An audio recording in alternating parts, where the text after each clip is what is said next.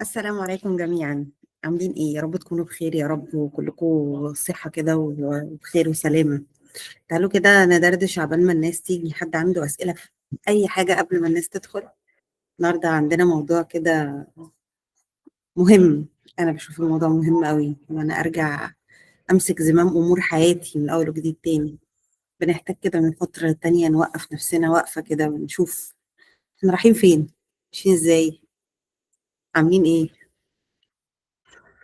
ليه دايما كل ما يجي لي الاختيار بين الراحة والنوم أو إني أطور نفسي بختار الراحة؟ آه أنا مدية نفسي راحة أصلا ولا لأ؟ ما هو أنا ممكن أكون مش مدية لنفسي فرصة إن أنا أرتاح، فجسمي غصب عني بيجبرني إن أروح لحتة الراحة.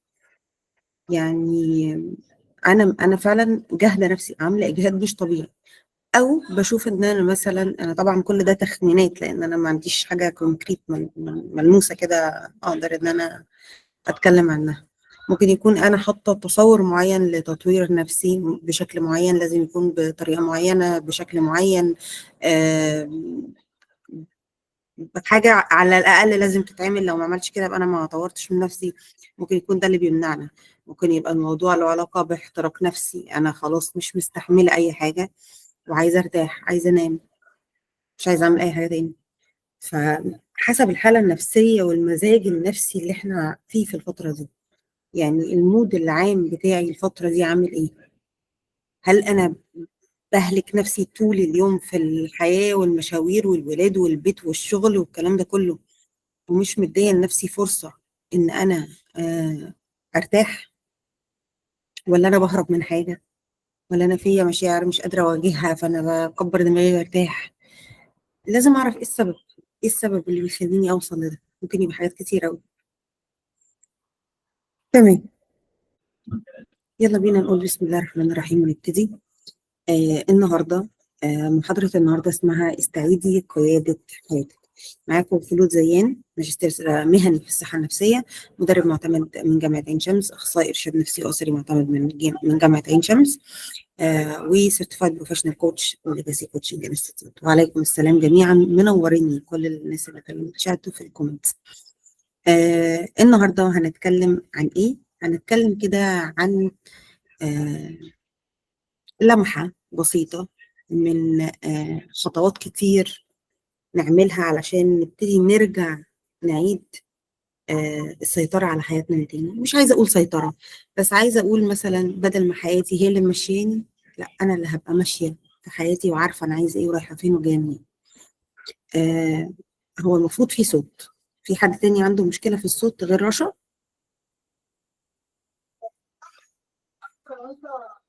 الصوت تمام يا جماعة ولا المشكلة دي عند رشا بس؟ لا، الصوت تمام يا كوتش خلود. تمام، أوكي. هي عامله حاجه اسمها مزامنه، انا مش عارفه هي طلعت لي على الشاشه كده مكتوب مزامنه، انا مش فاهمه هي ايه، فممكن يكون هذا السبب. طيب.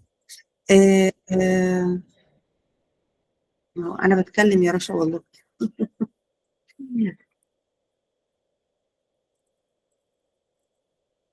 طيب. تعالوا نشوف النهارده هنتكلم عن ايه. زي ما قلت النهارده هيبقى لمحه صغيره من الحاجات اللي هنشتغل عليها، ازاي اقدر ارجع قياده حياتي مره تانية. تعالوا قبل ما نبتدي سيشن النهارده نبتديها بطريقة تانية، طريقة كده. أنا بحب لما باجي أبتدي أي حاجة تانية أو أبتدي أي مشروع جديد أو أبتدي أي حاجة وداخلة على أي حاجة جديدة، أعمل شوية تمارين تنفس. أنتوا خلاص بقى عرفتوا من موضوع محاضرة القلق والتعامل معاها إن فكرة التنفس أساسا بتريح جهازنا العصبي قد إيه. فبما إننا داخلين على موضوع إلى حد ما قوي، فمحتاجين إن إحنا نتنفس كده ونستعد لل- للرحلة بتاعتنا النهاردة. هنبتدي كده ان احنا هنقعد في مكان هادي، معانا بس النوت بوك بتاعتنا، وهناخد نفس عميق قوي قوي قوي قوي، ونكتمه نفس، نكتمه جوانا 3 4 عدات، وبعد كده نطلعه بالراحة قوي من 5 ل6 عدات. اوكي. آه نقعد في مكان هادي، مفيش قدامي غير النوتة بتاعتي، قلم، قاعدة كده ايه، مريحة دماغي عشان نبتدي الرحلة بتاعتي. اتفضلي يا زينب.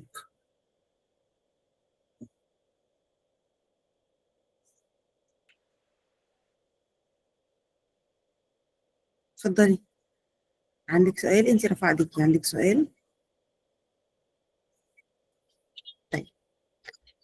تعالوا نبتدي. عايزه اقول لكم المره دي كده وانتوا بتاخدوا النفس ده، كانكم كده بترجعوا لنفسكم طاقتكم كلها اللي راحت. يعني شفتوا وانا بتكلم من شويه على سؤال هبه في الكومنت بتاع ان انا كل ما اجي اعمل اي حاجه لنفسي او اطور من نفسي او بروح للنوم.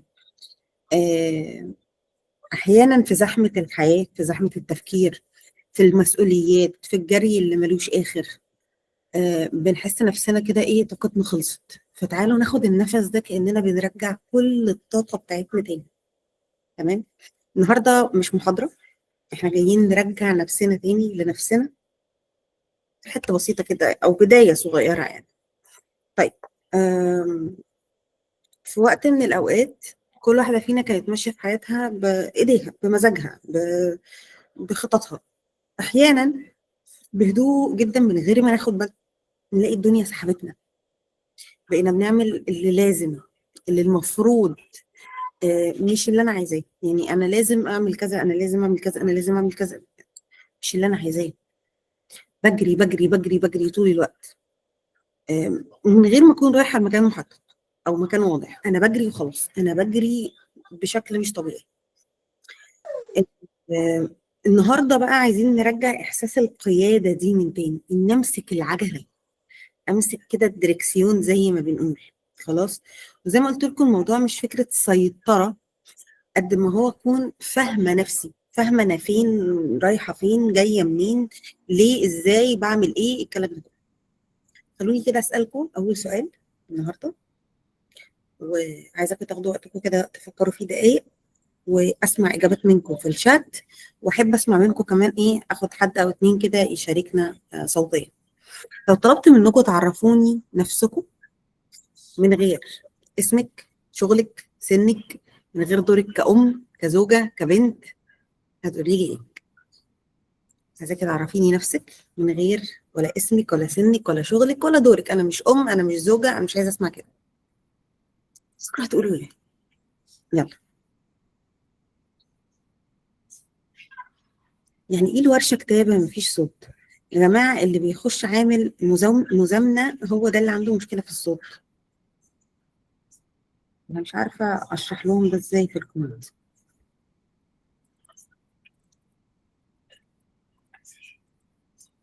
السلام عليكم. وعليكم السلام ورحمة الله وبركاته. اهو في الحمد لله جه صوت الحمد لله. طيب الحمد لله. تمام. طيب هتشاركينا؟ بس انا لسه داخله حالا، ما اعرفش انتوا قلتوا ايه بقى. انا ما قلتش حاجة لسه، انا كل اللي طب قلته ناخد نفس كده حلو. خلاص. ونبتدي ان احنا ايه، بعد ما ناخد نفس عميق كده نسأل نفسنا، انا لو عايزه اعرف نفسي من غير اسمي، من غير شغلي، من غير دوري، يعني من غير ما اقول ام، زوجه، بنت، هقول ايه؟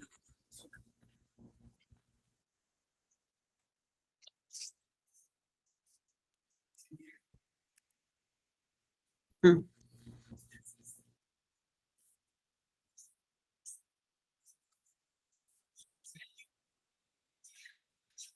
مين حابب يشارك؟ تمام. شروق. انسانه. ماشي، ما كلنا انسان، يعني ايه اللي هيفرق انسان عن انسان يا شروق؟ انا عايزه اعرف شروق، ايه اللي هيميز شروق؟ شيماء، انسانه بتحاول تبحث عن نفسها وعن رسالتها في الحياه، هايل يا شيماء. سندس، إنسانة بتسعى تزكي نفسها وتعيش بقيمها، الله عليكي. آه، تمام. حلوة قوي. مين كمان؟ محدش عايز يشارك صوتيا؟ مم. إنسانة عاوزة تكون نسخة أفضل من كل يوم فات، الله الله الله. الله على الحاجات الحلوة. حلوة قوي.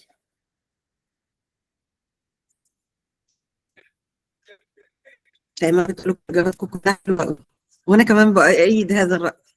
مين تاني عنده اجابات تاني؟ أنا ممكن أقول اه طبعا. عايزة أرجع شيماء الأولانية، يعني عايزة أرجع زي ما كنت من مثلا 10 سنين كده. مم. فعايزة أرجع تاني بشخصيتي القديمة. حاسة إن أنا في تغيير كتير حصل لي ما كنتش عايزاه. مم. حلو، حلو قوي، حلو قوي ان احنا نبقى عارفين احنا عايزين ايه. دي حاجه كويسه جدا. جميل، اجاباتكم كلها جميله جدا.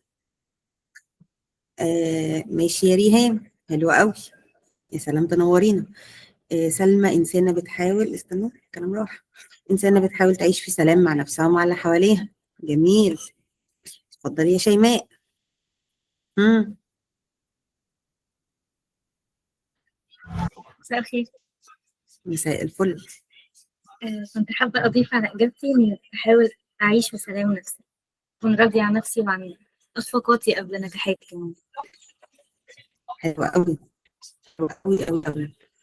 جميل يا شيماء. انا انسانه نفسي اطور من نفسي. انا ريهام عايشه بشخصيتين. اوكي، شخصيه طفله عايزه تعيش، ماشي. حكمة السؤال بيقول لو عايزاكي تعرفي نفسك من غير ما تقولي اسمك، من غير ما تقولي سنك، من غير ما تقولي شغلك، من غير ما تقولي دورك في الحياة، يعني أنا زوجة، أنا أم، أنا بنت، وهكذا. الشخصية التانية اللي ريهام بتقولها هي شخصية المسؤول. ماشي، أوكي. طيب. ممكن أشارك؟ طبعا. لو أنا هجاوب، فأنا هجاوب إن أنا إنسانة بتحاول إن هي تطور من نفسها، تحاول تكتشف الناس جديدة وتلاقي ناس جديدة. تحاول إن هي تعيش في هدوء، عايزة تعيش في هدوء وتتلاشى أي أذى مم. من الناس عامة. بس مم. كده، بستكشف حلو. حاجات جديدة عامة، يعني بحب الموضوع ده بتحب الاستكشاف، أنا شخص بيحب الاستكشاف. جدا، وبحب المغامرة جدا، اللي هو نو مم. ريسك نو فن. حلو، حلو المبدأ، جميل. حلو قوي، مشاركاتكم كلها روعة، كلها تحفة. حكمة أمل الله بتعافر في جهات كتير كتير في حياتها. حلو قوي. طيب. آه، فكرة إن إحنا نعرف نفسنا من غير اسمنا، من غير وظيفتنا، من غير شغلنا، يمكن آه، السؤال ده يورينا شوية قد إيه ساعات ممكن نلاقي نفسنا نسينا نفسنا وسط كل الأدوار اللي بنلعبها.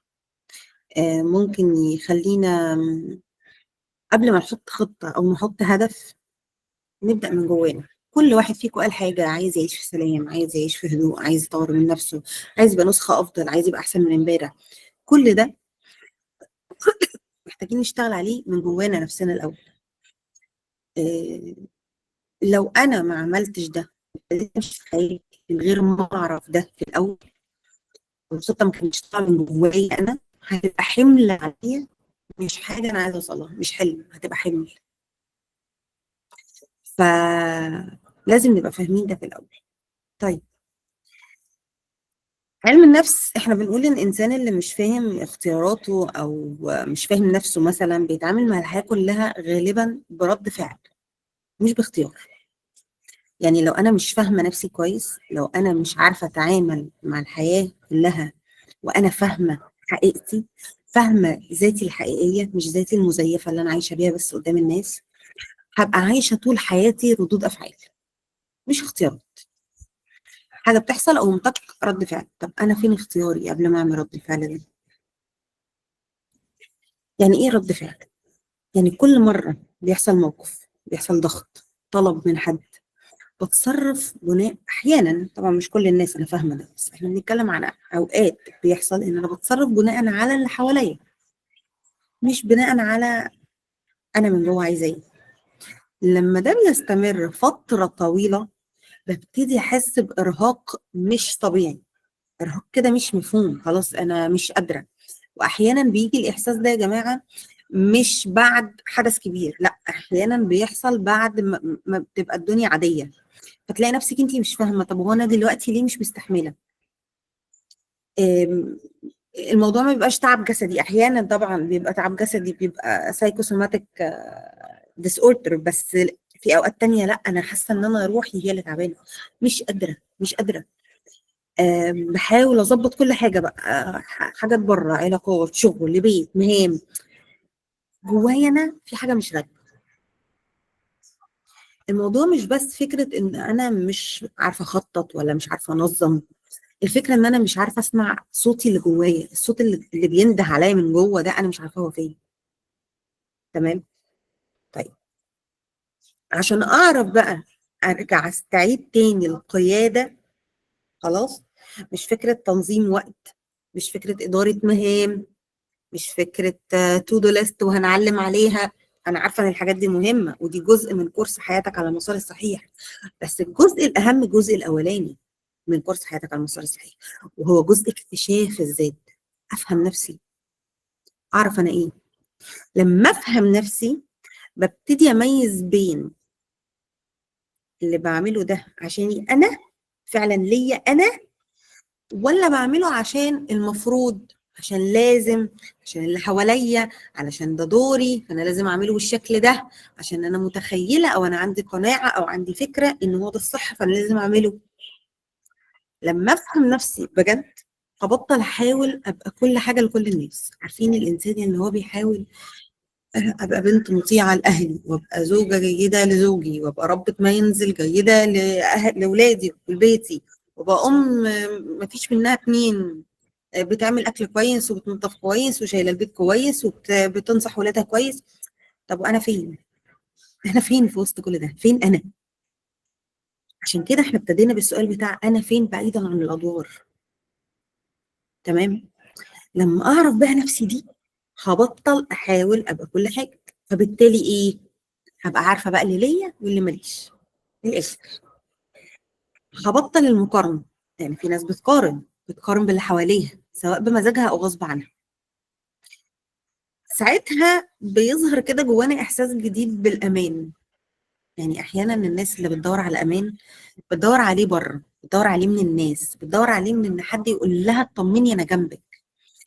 احنا احيانا كتير قوي بنحتاج نطمن نفسنا بنفسنا، وده الاساس. انا بشوف من وجهة نظري ده الاساس، ان انا اول مصدر امان لنفسي. وده مش هيجي بان كل حاجه ماشيه بس ورقه وقلم وحياتي اتظبطت. انا بشوف ان ده لما ابقى عندي بوصله، لما يبقى عندي كده حاجه اعرف انا قادره اشوف بيها حياتي ولا لا. طيب، قبل ما نخش على البوصله وهي ايه البوصله، تعالوا نسال نفسنا كده كام سؤال مهم نفتح بيهم بس ايه الوعي كده والمدارك شويه. اخر مره حسيتي فيها ان انت اللي سايقه حياتك، انت اللي سايقاها، مش حياتك اللي سايقاكي، انت اللي ماشيه وانت عارفه انت عايزه ايه ورايحه فين وجايه منين، ده كان امتى؟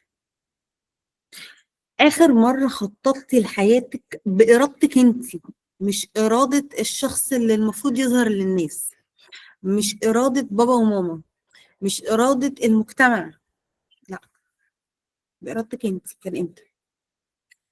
اخر مره عملتي حاجه لنفسك من غير ما تجلدي ذاتك وتأنبي نفسك. ايه ده؟ هو انا مش هعمل اكل النهارده؟ والعيال طب هياكلوا ايه؟ لا. ايه ده؟ يعني انا هرتاح ازاي؟ ايه ده؟ هو انا ينفع اخرج لوحدي؟ ايه ده؟ هو انا ينفع ابسط نفسي بنفسي؟ هو انا ينفع اجيب لنفسي هديه؟ ايه ده؟ هو انا مش عارفه ايه؟ لا، الولاد اولى، لا البيت اولى، لا بابا وماما اولى، لا لا لا. وابتدي أأنب نفسي والوم نفسي على كل حاجه من غير تأنيب ضمير. لازم اسال الاسئله دي لنفسي وابقى فاهمه انا واقفه فين. انا عارفه ادير ده ولا لا؟ ده موجود ولا مش موجود؟ خلاص. الفكره بتاعت القياده مش بس زي ما قلنا ان انا اتحكم، مش ان انا اسيطر. الفكره في القياده والمفتاح الاهم هو ان انا افهم نفسي. افهم نفسي. طيب، ليه احيانا بنحس ان احنا تايهين؟ فاكرين البوصله اللي كنت بحكي لكم عليها من شويه؟ اما بنحس ان احنا تايهين، إيه، البوصله بتاعتنا ما بتبقاش شغاله. خلاص. البوصله بتاعتنا مش متظبطه. البوصله دي هي بوصله داخليه طبعا، ماشي. هي اللي بتوجهني في الحياه، اروح يمين اروح شمال، اروح فين، اعمل ايه. البوصله دي اسمها بوصله القيم الشخصيه. القيم هي اللي بتحدد قراراتي من غير ما اخد بالي، من غير ما احس، يعني بتبقى تلقائيا كده. تلاقيني رفضت حاجه، احب حاجه، بتعب من حاجه. فكل حاجه بعملها في الحياه بتبقى بناء على البوصله اللي جوايا. القيم هي اللي بتحدد قراراتي، هي اللي بتحدد اختياراتي، هي اللي بتحدد علاقاتي مع الناس، سواء علاقات شخصيه بقى، علاقات عاطفيه، علاقات اجتماعيه. بتحدد انا حياتي فعلا ماشيه على مسارها الصح ولا لا، حتى لو الدنيا حواليا فيها فوضى كتير. يعني احيانا بيبقى حياتنا مليانه فوضى من بره، فانا مش عارفه انا عايزه ايه. انا ماشيه متخبطه، ماشيه مش لاقيه اساس للي انا عايزاه. ممكن ناس تبقى عارفه قيمها بس مش عايشاها. يعني انا اعلى قيمه عندي قيمه الامان، بتلاقي نفسها طول الوقت حاسه ان هي مش مرتاحه، حاسه ان في حاجه غلط، حاسه ان هي مش مرتاحه في شغلها، مش حاسه بامان مع جوزها، مش حاسه بامان وسط ولادها. طب انت كده مش عايشه القيمه بتاعتك، انت مش عارفه تعيشي. ففكره ان انا اظبط كل حاجه من بره، واظبط خطط، واظبط اهداف، واظبط مش عارفه ايه، واظبط جداول، واظبط الدنيا من غير ما ابقى فاهمه انا من جوايا عامله ازاي، افضل تايهه، افضل تايهه، مش هوصل. وده اللي بنقابله في جلسات كتير قوي. لما تلاقي مثلا ايه، عملنا سيشن وظبطنا حاجات، خصوصا لما كنت بعمل جلسات الكوتشنج، ونعمل الخطه ونمشي ومش عارفه ايه وبتاع، ونحط كل حاجه محكومه قوي، بتلاقيها عملت الخطه فعلا اسبوع والتاني وبعدين وقعت تاني. طب ليه؟ عشان في حته جواها من جوه هي مش فاهماها. لما الانسان بقى بيبتدي يعرف نفسه بجد، بيبقى خلاص حط نفسه على الطريق. ده اللي انا عايزاه، ان انا ابتدي اشوف الطريق.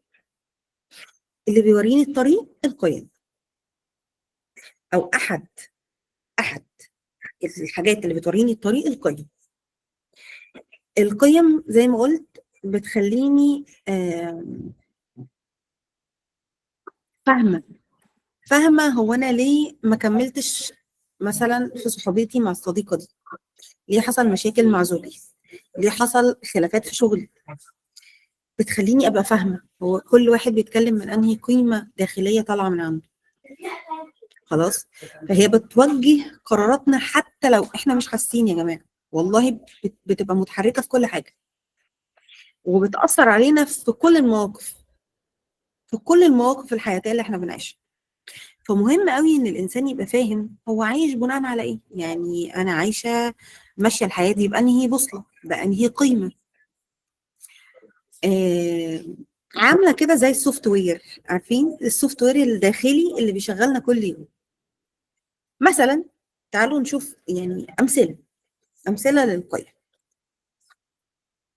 قبل ما نخش على التمرين يعني. واحده اهم قيمه عندها الانجاز، وانا قعدت فتره من حياتي متخيله ان انا من اهم القيم العليا بتاعتي الانجاز. فكنت طول الوقت بسعى اني احط اهداف ومش هرتاح لما اخلصها، وحاسه ان انا لو ما حطيتش اهداف وخلصتها انا كده مش في حاجه غلط. وده كان سعي مني لاني اوصل لحته مش صح اصلا، حته تثبت ان المثاليه اهم حاجه. وده ما كنتش صح، ما كنتش فاهمه نفسي وقتها، وكنت بستغل عدم فهمي للقيمه دي صح، واني بدور عليها عشان ايه، في ان انا كنت حرفيا عامله ضغط ولود على نفسي مش طبيعي. حد تاني مثلا اهم قيمه عندها السلام، هتلاقيها دايما مدوره على الهدوء، انا عايزه ابعد عن الصدام. او لو حياتها ما فيهاش الحته دي، ما فيهاش هدوء وعندها مشاكل كتير، هتلاقيها تعبانه قوي قوي قوي قوي في حياتها، لان قيمه السلام اللي هي قيمه عليا قوي قوي عندها مش موجوده. كل واحده فيهم مش صح وغلط، يعني مفيش مثلا عشان دي قيمة العليا عندها إنجاز تبقى صح، قيمة السلام تبقى صح، قيمة الحب تبقى صح، قيمة الأمانة تبقى صح، لا. هي كل واحدة ماشية بطريقتها بخطتها هي اللي مناسبة لقيمها هي. خلاص. آم، لكن لو أنا ابتديت أمشي خطتي زي خطة غيري، زي خطة فلانة، زي خطة علانة، لا لا لا، اللخبطة هتبتدي بقى. اللخبطة هتبتدي ليه؟ ما هو انا مش عارفه القيم الاساسيه، فانا ماشيه والله حد قال لي الخطه 1 2 3 جربوها حلوه، انا جيت اجرب مش حلوه. طب يا جماعه هو انا مش نافع معايا ليه؟ هو في حاجه غلط ولا ايه؟ هي الفكره كلها ان دي مش طريقي مش شبهي، بحاول التزم بخطه مش بتاعتي اصلا. تمام. معلش لحظه واحده.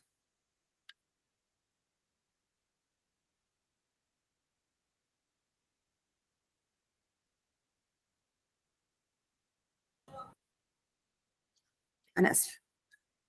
فعشان كده ساعات بنحس يا جماعه ان احنا بنحاول نعمل كل الصح وكل المهام وكل اللي مطلوب مننا من ادوارنا، بس جوايا انا لسه حاسه ان في حته ناقصه، حاسه ان في حاجه غلط، مع ان انا مش بعمل غلط، بس انا مش ماشيه على الطريق بتاعي، الطريق اللي نابع من جوايا انا.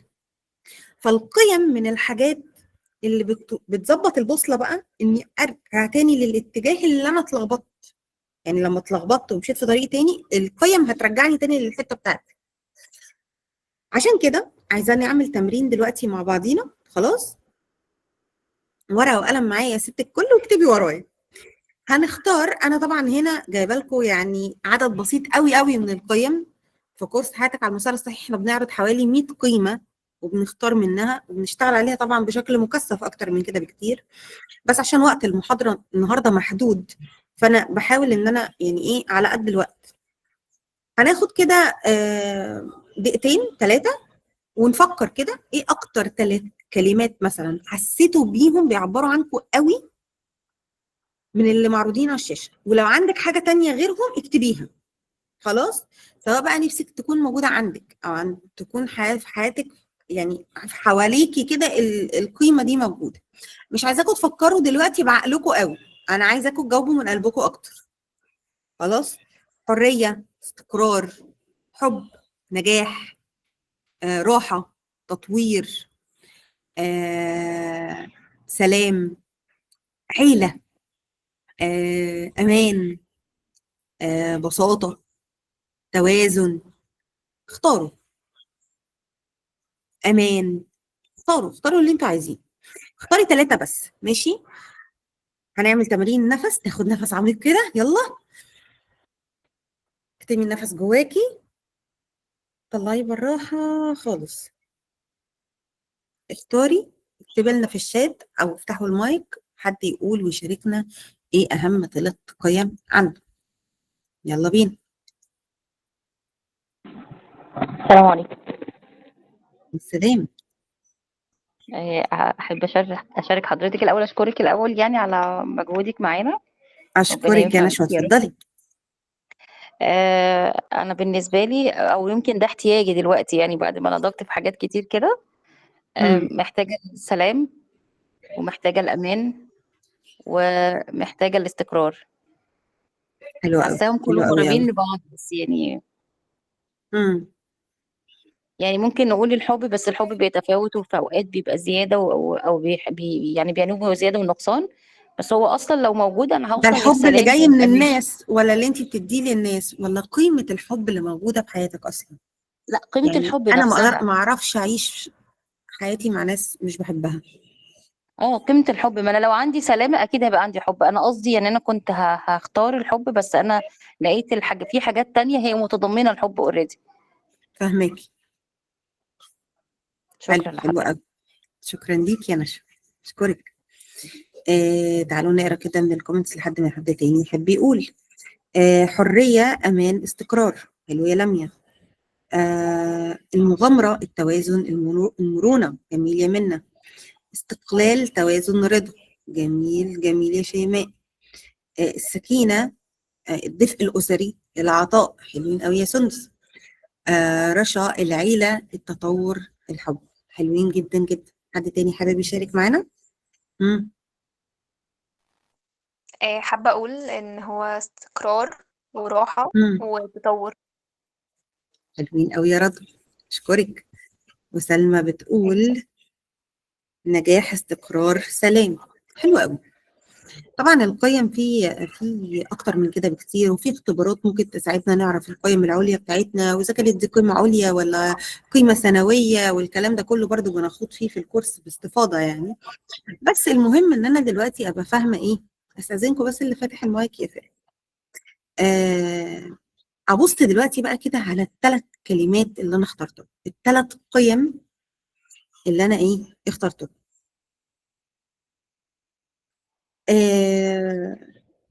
واسال نفسي كده سؤال: هو انا حياتي اليوميه اللي بعيشها ماشيه مع الثلاث اختيارات اللي انا اخترتهم، ولا في فجوه ما بين اللي بعيشه واللي نفسي اعيشه؟ يعني لو قمت الراحه مثلا زي ما كانت هبه بتقول في الاول خالص، بس انا يومي كله ضغط، طبيعي اتعب. لو قمت الحريه بس عايشه دايما عشان ارضي الناس، برضه هحس ان انا مخنوقه. لو كنت حد قال العيله بس مش بسيب لهم وقت وسط الشغل، هفضل طول الوقت حاسه بالذنب او الفقد. تعالوا كده، في ناس ابتدت تجاوب اهي، استنى لما نقرا الشات.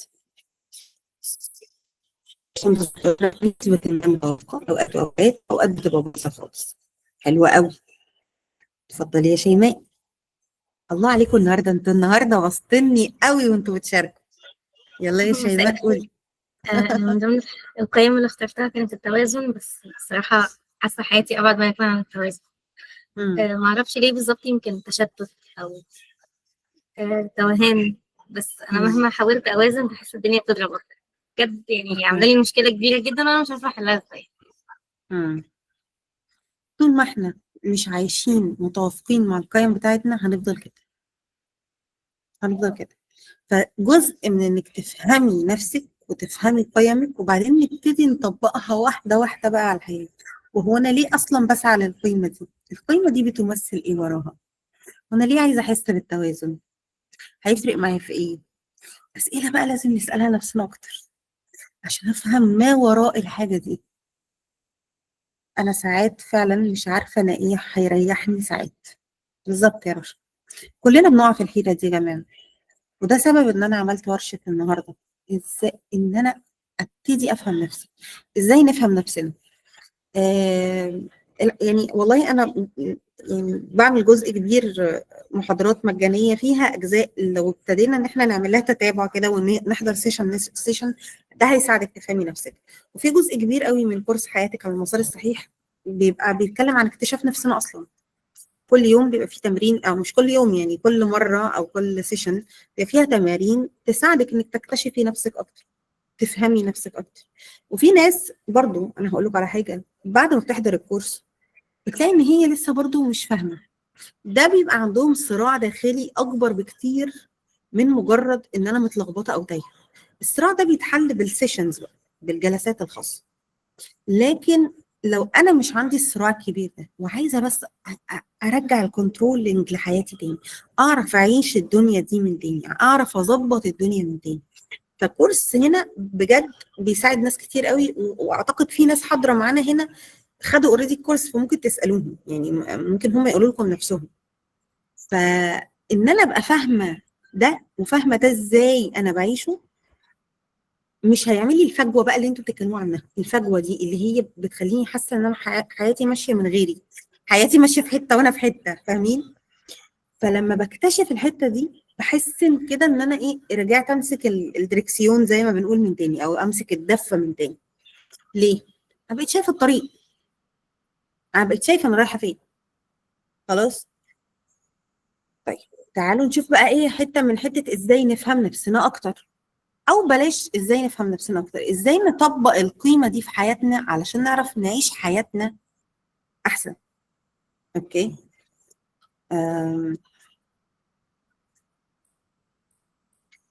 احنا كتبنا القيم سواء صحيح خلاص، واتفقنا على الحاجات اللي احنا حاسين ان هي دي اللي احنا عايزينها او القيم العليا عندنا. عايزاكم تختاروا قيمة واحدة، خصوصا الناس اللي قالت احيانا بيحصل واحيانا لا. الناس اللي قالت انا دي قيمة عندي بس مش موجودة خالص، ماشي، وابتدي ان انا اختار القيمة دي انا هعيشها بكرة عن قصد. يعني انا قصده ان انا احطها في حياتي، مش محتاجه يا جماعه ان انا اعمل جراند جيستشر زي ما بيقولوا، لا، حاجه صغننه. انا احب ابتدي بخطوه صغيره قوي، بس نابعه من نيه بجد، نابعه من ان انا هنفذ بجد. يعني مثلا لو انا اخترت هدوء، ماشي، زي ما انا كاتبه في الامثله كده، ممكن ان انا ابعد عن مثلا عن نشاط او عن نقاش ملوش لازمه، عارفين، اخد 5 دقائق لنفسي كده من غير موبايل، من غير دوشه، بعد ما العيال يناموا، ايا كان. لو اخترت مثلا حب، هعبر عنه النهارده، كلمه حب، رساله صغيره، بس انا عشت القيمه دي النهارده في يومي. لو اخترت راحه، لو الراحه تيجي راحه جسديه، فانا هنام، هعمل مساج، هاخد شاور دافي، هريح جسمي. مثلا لو الراحه دي نفسيه او عقليه، ممكن اقول لا، الحاجات ضغطاني. مش مهم انا هعمل المبدأ ده او هنفذه ازاي او هنفذ القيمة دي ازاي، المهم ان انا ما اكبرش الموضوع قوي واحط حاجة كبيرة قوي، بس ابتدي بحاجة صغيرة، حاجة صغيرة. ولما ابدا اعيش القيمة دي بوعي، حتة صغيرة حتة صغيرة، هتلاقوا الدنيا بقت اهدى شوية، حتى لو ما فيش حاجة اتغيرت كبيرة قوي من بره. بس اللي اتغير ان انا ابتديت اعيش قيمي، ابتديت اعرف نفسي، وساعتها القيادة هترجع واحدة واحدة لوحدها، يعني هي هتيجي. بس انا محتاجة اخد وقتي، اخد نفسي زي ما بيقولوا. طب هعمل ده ازاي؟ واحدة واحدة، بالراحة. الفكرة ان انا عندي نية صغيرة، نية بسيطة، بس هتديني الطاقة اللي انا محتاجاها. فاكرين النفس اللي احنا خدناه عشان نرجع بيه الطاقة؟ هنرجعها بقى بخطوة صغيرة. فمهم قوي ان انا ابقى فاهمة انا مين، انا عايزة ايه. وكل قرار نابع من حاجة مهمة في حياتي، من معنى، من دافع، من قيمة، هيفرق. مش هيبقى عادي، لا، هيبقى له معنى. مش فكرة ان انا بعمل القرارات دي كرد فعل زي ما قلنا من الاول، لا، انا عاملاه دلوقتي باختياري، انا عاملاه وانا قاصده، انا عاملاه بوعي، انا ابتديت انفذ الوعي، ابتديت اوصل للادراك، ابتديت ان انا انفذ اللي انا بقوله او اللي انا عايزاه. مش مجرد انا عايزه الحب، انا عايزه السلام، انا عايزه الراحه، انا عايزه العيله، وانا ما مطحونه في شغلي وما بعملش اي حاجه تانية في الحياه. طب انا فين؟ تمام. طيب، اعتقد في حد رافع ايده.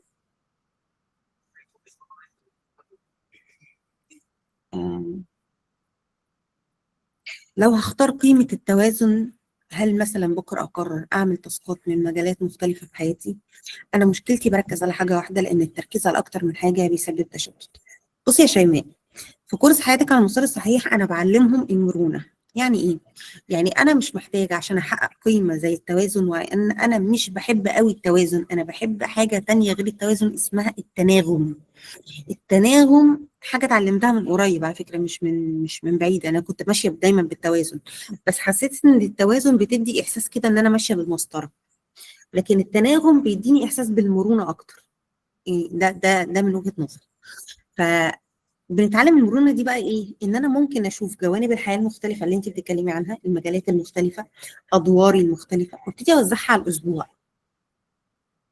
فالنهارده مثلا انا هركز على مجالين، مثلا وليكن العيله والترفيه. بكره هركز، هيبقى في جيم مثلا وفي قرايه، تطوير ذات وقرايه.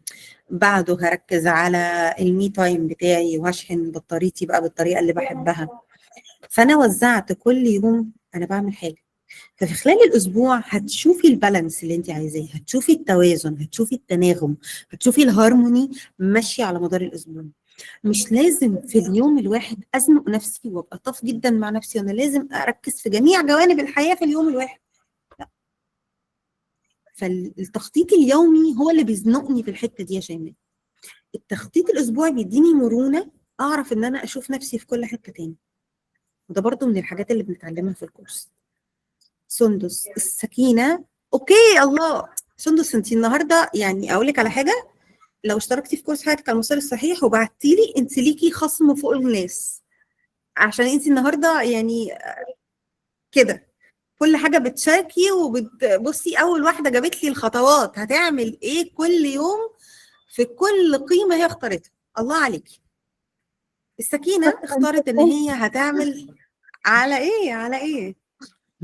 قولي لي يا سندس، انت جايه السيشن عن يعني عرفتيها منين؟ من الجروب، من فيسبوك، من انا انستجرام؟ متابعاكي بقالي فتره كبيره على كل حاجه، والجروبات والفيس والواتس. انا في الجروب بتاع مساحه وعي، حبيبتي تنوريني، والله تنوريني يا حبيبتي، ونشره بقى تنوريني. من حضرتك في كل حته. تسلمي لي تسلمي لي يا رب، ربنا يبارك لك. ربنا ينفع بيك يا رب.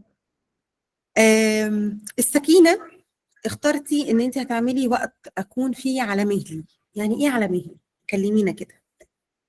يعني ما بقاش مستعجله وبفكر في التاسك الجاي، يعني وقت كده بتحرك فيه ببطء، بعمل حاجه بهدوء، على اساس انا بتوتر اصلا لما بعمل حاجه بسرعه. يعني مثلا واقفه بعمل لنفسي فطار، ما بقاش مستعجله، لا يبقى ده وقت خاص ليا في اول اليوم اشحن بيه، املى كوبايتي، ابقى هاديه كده مسترخيه. يعني انا مختاره برافو السكينه عليك. بالذات لان ده اكبر تحدي عندي، ان انا مش يعني جهازي العصبي دايما متوتر وفي حاله طوارئ. ايوه. زودي بقى فيها كمان تمرين تنفس كده تبتدي اه بيهم، بس ايوه انا قلت اختار خطوه هيظبطوا واحده لك يعني. الدنيا، هيظبطوا لك الدنيا اكتر. حلو قوي. الدفء الاسري، اخترتي وقت خاص مع بنتي زوجي وحدد حاجه تبسطنا نعملها. الله عليكي، حلو قوي. العطاء، اهتم باللي بحبهم وادي من وقتي ومشاعري واهتمامي. حلو قوي. بس احنا بنتكلم في نقطه صغيره، حاولي تحددي انا ممكن اعمل ايه. يعني هل ممكن مثلا اقعد مع، انا مش عارفه بنوتك قد ايه طبعا، ربنا يديها العمر كله، اقعد معاها مثلا 10 دقائق ربع ساعه، لو هي صغننه هنلعب مع بعضينا، هقرا لها قصه، هعمل حاجه. فحددي كده، هتلاقي الموضوع بقى الطف بكتير وما بقيتيش حاسه بضغط اكتر، حاسه انت هتعرفي تعملي ايه، واداكي احساس العطاء اللي انت عايزاه. فده هيبقى حلو جدا جدا. بحييكي جدا يا سندس، حقيقي والله يعني من قلبي. شكرا لحضرتك والله، شكرا جدا. على ايه؟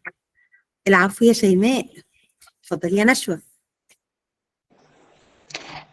انا عايزه اقول لحضرتك ان انا جايه من طرف سندس. احنا من نفس اصلا ده المدرسه. لا سندس حبيبتي يا انت كده نوسة. يعني. بس هي قدرا برضه قابلتها تنوروني. في سيشن كده زي ده. هي قاعده في حته وانا في حته تانية خالص، انا في القاهره وهي في الامارات. فسبحان الله، هي ارزاق بقى. ونعم بالله، اكيد اكيد. زي ما حضرتك ان شاء الارواح الله الحلوه بتكوني النهارده. بتتلاقى. طبعا دي ارزاق الحمد لله. انا كنت في الاول رافعه ايدي فعلا ونزلتها، لان انا كنت حابه اشاركك. مش عايزه اكتب يعني القيم بتاعتي، ان انا فعلا بحاول ان انا الاول يعني مرحله الادراك دي بسطتني الاول جدا، خلتني اصلا ابقى عارفه انا عايزه اعمل ايه.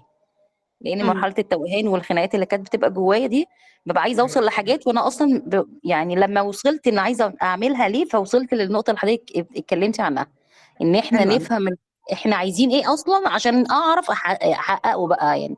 مش ان انا فرق معاكي في ايه؟ احكي لنا، احكي لنا فرق لما معايا عرفتي في فرق ان معاكي في ايه؟ انا زي التشخيص الدكتور لحد شخص نفسه صح الاول، فانا حاسه ان انا ما صلحتش، بس على الاقل عرفتي مشاكلي فين. دي فهمت. اول حاجه، فهمت. مم. تاني حاجه ابتديت اشتغل على نفسي الاول. انا كنت الاول بصلح اللي حواليا والاقي نفسي مفيش انجاز، مفيش اي حاجه، وبيأس وهيحصل لي مشاكل اكتر وكده الكلام ده كله. فلقيت ان المشكله عندي، وانا كنت من الشخصيات اللي انا بقعد اكابر مع نفسي، لا انا بيرفكت وكذا وكذا وكذا. فلما واجهت نفسي وبصيت في المرايه، لقيت نفسي لا انا محتاجه اتصلح في حاجات كتير قوي. فاهدى وبقيت اتكلم مع نفسي، انا بقيت اكلمني. ايوه ايوه. على فكره من اكبر الحاجات اللي بنقع فيها ان احنا ما بنتواصلش مع نفسنا اصلا. فانا اه بحييكي جدا جدا جدا جدا على فكره ان انا بقعد اتكلم مع نفسي واشوف افكاري واعرف انا بفكر في ده ليه وبعمل ده ليه وبتصرف ده ازاي. دي حاجه يعني حاجه مهمه هو جدا جدا الموضوع جدا، في وانا حته في بحييكي. الاول، في حته في الاول حسيت بيه بالانانيه، لان انا بقيت اخد مم. وقت يعني يعني زي ما انا قاعده دلوقتي معاكم، انا اولادي كلهم قاعدين قدام التلفزيون وباباهم مم. وكده، بس خلاص انا وصلت لمرحله انا محتاجه ابنيني الاول وافوق لنفسي، حاسه ان انا حد غيري، فعايزه انجو الاول، وبعد كده مم. عشان اعرف امشي المركب بقى الاول كويس. فهم وده استشعروا ده صح جدا، حواليا. وده مش انانيه خالص أيوة. خالص انا خالص انا خالص كنت خالص. زمان بقى من الناس اللي بأنب نفسي قوي واجلد نفسي، فهماكي. وهم رقم واحد والناس كلها رقم واحد وكل حاجه في حياتي انا كنت رقم 50. فده فهماكي. كان دي من الحاجات اللي الحمد لله فقت منها، بقيت لازم انا رقم فهماكي واحد جدا. واحد، يعني لا واحد بلس واحد كلكم كمان. شطار النهارده، انتوا كلكم شطار النهارده يا جماعه. شكرا يعني ايه ليكي. ده؟ ايه الشطاره والحلاوه اللي انتوا فيها دي؟ انا حقيقي فخوره بيكم جدا جدا انا جدا انا بس جدا. حابه اشكرك واشكر سندس بصراحه ان هي عرفتني عليكي. جزاكم وانا الله خير. بشكرك وبشكر سندس وبشكر الجميع على حضوركم. حقيقي انتوا النهارده خليتوا المحاضره ليها طعم تاني بمشاركتكم، حقيقي والله بجد. حقيقي. خليني اقول لكم اللي احنا عملناه النهارده، ودلوقتي ده اول باب كده، عارفين اول باب في رحله استعاده القياده دي. آه، الحياه اللي ماشيه على القيم بتاعتك زي ما كانت نشوى بتقول بتخليكي تختاري. انا عارفه انا عايزه اعمل ايه، انا هقعد وقت مع نفسي، انا عارفه انا هحدد ايه. فده اللي بنشتغل عليه بشكل اعمق في كورس حياتك على المسار الصحيح. هناك بنبدا من نفس النقطه، نقطه اكتشاف ازاي بنفهم نفسنا، بنحدد قيمنا، بنحدد رسالتنا في الحياه، بنحب نفسنا اكتر، بنتعلم ازاي نتعاطف مع نفسنا ونفهم نفسنا ونحب نفسنا. بنشتغل على ربط صحتنا النفسيه، وازاي نهتم بصحتنا النفسيه، وازاي من خلالها نزود الانتاجيه بتاعتنا. بنعرف بقى أنشطة وتمارين، يعني مش قادرة أقول لكم الكورس ده على كمية التمارين اللي فيه، يعني في كمية تمارين حقيقي مش طبيعية. بنعرف قيمنا، بنعرف الرسالة بتاعتنا، احنا عايشين ليه؟ أنا إيه رسالتي في الدنيا دي؟ يعني إيه اللي أنا بعمله؟ بعرف كمان أحول التخطيط بتاعي من الأول أعمله على ورق. يعني الأول كده إزاي هخطط على ورقة، ده في الأول كده خالص. هخطط ازاي ورقه وقلم، هعمل ازاي الخطه صح، الخطه ايه المعايير بتاعتي عشان الخطه دي تبقى كويسه وتنفع. وبعد كده احولها بقى من ورق لحقيقه. واهم حاجه الخطه دي مش هتبقى بتتعبني، بس هي خطه شبهي، الخطه بتاعتي معموله عليا. كل ده بنتكلم فيه وبنشتغل عليه في كورس حياتك على المسار الصحي. حابه ان انا اعرض عليكم سريعا البريف او المحتوى اللي احنا هنتكلم فيه في كورس حياتك على المسار الصحيح. زي ما انتم شايفين كده، الجزء الاولاني صحه نفسيه، من اول بقى يعني ايه صحه نفسيه وعلاقتها بالصحه العامه، ازاي نزود الانتاجيه بتاعتنا، وازاي نزود جوده الحياه بتاعتنا، ونزود احساسنا بالشعور بالرضا. بنتكلم في الجزء الثاني عن مفهوم التخطيط، يعني هو يعني ايه تخطيط اصلا، يعني ايه القيم بتاعتي، ايه هي القيم، اهدافي في الحياه، رسالتي في الحياه، ازاي اعرف جوانب الحياه بتاعتي واشتغل عليها واقيمها، ازاي اعمل التناغم بين الادوار الحياتيه وافهم التناغم ده هيجي منين. الجزء الثالث بيكون التخطيط للاهداف، اعرف ايه اللي بيخليني اعطل اصلا وما اعرفش اخطط ويوقفني، وازاي احط الهدف، ازاي اعمل خريطه ذهنيه وماب كده، مايند ماب اشتغل عليها. ازاي بقى بعد ما عرفت قيمي ورسالتي احولها لاهداف امشي عليها في الحياه. من اول خطه سنويه على السنه كلها، احدد اهدافي الكبيره، وبعدين اقسمها لاهداف ربع سنويه، ومن ربع سنويه لاهداف شهريه، ومن شهريه لاسبوعيه، لحد ما ابقى عارفه اليوم بتاعي بمشي ازاي عشان امشيه على طريقي، على خطتي انا مش خطتي التاني. وبرضه طبعا في جزء في الاخر خالص بيتكلم عن تقنيه تحديد الاولويات. عندك بقى ايزنهاور، بومودورو، 80-20، تقنيه التامل الذهني. حلو. كل ده الى جانب ان كل مره في اسئله استكشاف ذات، كل مره في اختبار جديد بديهولكم، في تمرين جديد بديهولكم، في ويب سايت بخليكم تفتحوه تعملوا الاختبار بتاعه تفهموا حاجه جديده عن نفسكم اكتر، وهكذا. ده كل مره، فده جزء كده ايه ملوش علاقه بالمحتوى، ده المحتوى لكن الاستكشاف الذات ده كده معانا كده تك تك تك تك كل مره، ما بيفرقش معانا. يعني النهارده هنتكلم عن التخطيط، هنتكلم برضه عن اكتشاف الذات، النهارده هنتكلم عن الرساله، هنتكلم عن اكتشاف الذات، وهكذا. لان انا بالنسبه لي شايفه ان الاساس انا من جوايا افهم نفسي، اعرف انا عامله ازاي. ده كده بشكل عام، او البريف بتاع المحتوى الخاص بكورس حياتك على المسار الصحيح. احنا هنبتدي ان شاء الله يوم 2 نوفمبر. ده رقم التليفون للحجز اللي حابب يحجز. انا عامله خصم كبير حاليا الفتره دي، وفي خصم اكتر على الحجز المبكر كمان، لو لحقتوا تحجزوا قبل فتره معينه او قبل تاريخ معين فبيبقى في خصم اكبر. الكورس بيبقى يومين في الاسبوع، حد واربع، ومدته تقريبا شهر، يعني بنقعد 10 سيشن. ده كده بشكل عام الكورس بتاع حياتك على المسار الصحيح، اللي النهارده كانت حته صغيره قوي منه بس حته مهمه. الكورس كبير، انا زي ما بقول لكم 10 سيشن، كل سيشن 3 ساعات، احنا بنتكلم في اكتر من 30 ساعه شغل، فصعب ان انا اعمل لهم سكويز في ساعه محاضره، ولكن انا حاولت ان انا اديكم النهارده بدايه. سواء تبتدي بالكورس من غير الكورس، ابتدي، المهم تبتدي. انسب وقت تبتدي فيه دلوقتي. خليكي عارفه ان الهدوء مش ان الدنيا تهدى حواليا، لا، الدنيا تهدى جوايا. الاستقرار، السلام مش في الدنيا اللي حواليا، جوايا. فلما افهم نفسي واعيش القيمه بتاعتي، هرجع امسك الدنيا دي من تاني، همسك الدركسيون صح. اول خطوه في القياده دي ان انا اختار انا ابقى انا القائده. فاهمين؟ فلو حسيتوا النهارده انكم محتاجين تكملوا الرحله دي، كورس حياتك على المسار الصحيح هيبتدي زي ما قلت لكم يوم الاحد اللي جاي، مش اسفه، مش الاحد اللي جاي، الاحد 2 نوفمبر. طبعا الكورس بالكامل اونلاين، في شهاده حضور. عايزه اقول لكم كمان ان انا عارفه ان في ناس بتتضايق من الموضوع ده، بس هو عدده محدود. انا ما بقبلش بعدد كبير في الكورس، علشان انا اللي يهمني ان الناس كلها تشارك، ومشاركاتكم هي اللي مبني عليها الكورس. الكورس اغلبه تمارين، يعني احنا بناخد كتيب للمحتوى والماده العلميه وما الى ذلك، وكتيب تاني خاص بالتدريبات. بس كتيب التدريبات ده كبير قوي علشان تطبعي وتقعدي تحلي بقى. فده مليان تمارين، كله معمول بستايل الكوتشنج، كانك حاجزه جلسه كوتش، وقاعده انت والكوتش وهو عمال يسالك وانت عماله تجاوبي، عشان تظبطي بقى الخطه على تفاصيلك انت، مش على تفاصيل حد تاني. وبنعرفك ده بيتم ازاي طبعا خلال الرحله دي. قبل ما نقفل كده، يعني المحاضره بتاعتنا، لو حد عنده اي اسئله في اي حاجه انا معاكم. و طبعا لو مش شاحنين وواخدين مساحه لينا مفيش حاجه هتبقى كويسه. ده حقيقي جدا، والوعي بالذات فعلا مهم جدا. ده البدايه ان انا اعيش حياتي صح، ان انا اعيش حياتي براحه، ان انا اعيش حياتي من غير ما عمري يعدي وانا بقول هو انا عمري راح فين، هو انا حياتي راحت فين. انا العمر جري بيا وانا مش عارفه الخمس ست سنين فاتوا دول مشي ازاي كده. ده كله مهم طبعا. فلو انتوا حاسين ان دي نقطه البدايه اللي انتوا حابينها، ابعتوا لي، هبعت لكم التفاصيل كلها، والبريف كامل هبعته لكم كمان تقروه، كل حاجه احنا بنتكلم عنها بالتفاصيل يعني.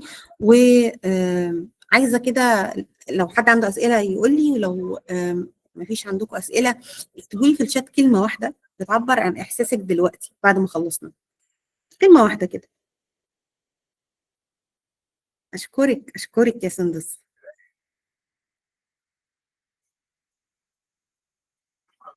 احساسك امتنان، انا اللي ممتنه لوجودك والله، انت وكل الحضور الكريم فوق دماغي. ها، حد تاني حابب يقول لي ايه احساسه؟ اشكرك يا شيماء، اشكرك، ان شاء الله مش هتكوني الاخيره. ادخلي بقى جروب الواتساب مساحه وعي، كل المحاضرات المجانيه بتنزل عليه باذن الله، كل شهر بيبقى فيه محاضره جديده. ها، مين تاني حابب يقول لنا؟ دخلتي نورتيني. مين تاني حابب يقول لنا حاسس بايه بعد الورشه؟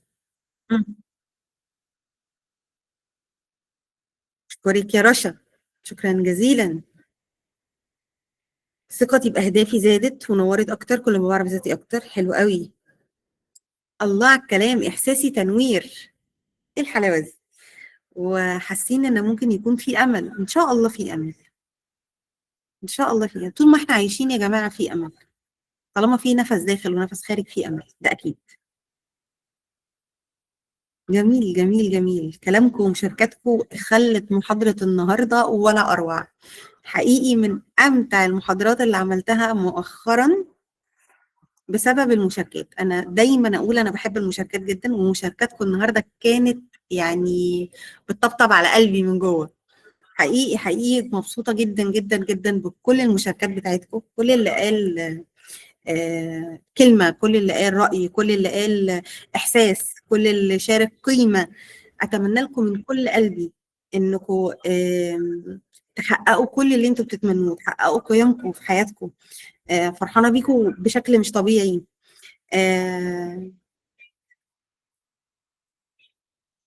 استنوا في رساله حلوه، استنوا مقراها. جزاكم الله خيرا جزيلا. حاسه اني لازم ازود وعي واكتب اهدافي. شكرا جزيلا، شكرا يا مها. كورس حياتك على المسار الصحي كان اول خطوه اخذتها في اني اكون نسخه افضل من نفسي. حبيبتي يا شروق، حبيبتي انت، يعني كلامي وشهادتي فيكي مجروحه. انت عارفه انا دايما بقول في اي مكان انا فخوره بيكي جدا جدا جدا، وباذن الله هتكسري الدنيا وتحققي كل اللي انت بتتمنيه في حياتك. بشكركم جدا، فخوره بوجودكم معايا النهارده. تعالوا ناخد نفس عميق ننهي بيه المحاضره النهارده، واستشعري من جواكي قد ايه وجودك هنا النهارده كان خطوه اولى. زي كده ما كانت نشوى بتقول ولادي قاعدين وجوزي قاعد، بس انا اخترت ان انا اكون قاعده النهارده بسمع عشان انور حته جوايا. فاستشعري قد ايه وجودك هنا النهارده كان اول خطوه انك تختاري نفسك بجد. سواء انت بتحضري معانا لايف دلوقتي او هتسمعي التسجيل على اليوتيوب، انت النهارده ابتديتي خطوه، ابتديتي تفتحي باب حلو ليكي. ابتدي وكملي، واشوفكم على الف خير يا رب في المحاضرات اللي جايه. وباذن الله من الشهر الجاي هرجع تاني اسيبكم انتوا اللي تختاروا الموضوع بتاع المحاضره الجايه باذن الله. اشوفكم على خير، وهستناكم لو بعتولي هبعت لكم كل التفاصيل اللي انتوا عايزينها على الواتساب. اشكركم شكرا جزيلا، واشوفكم على خير.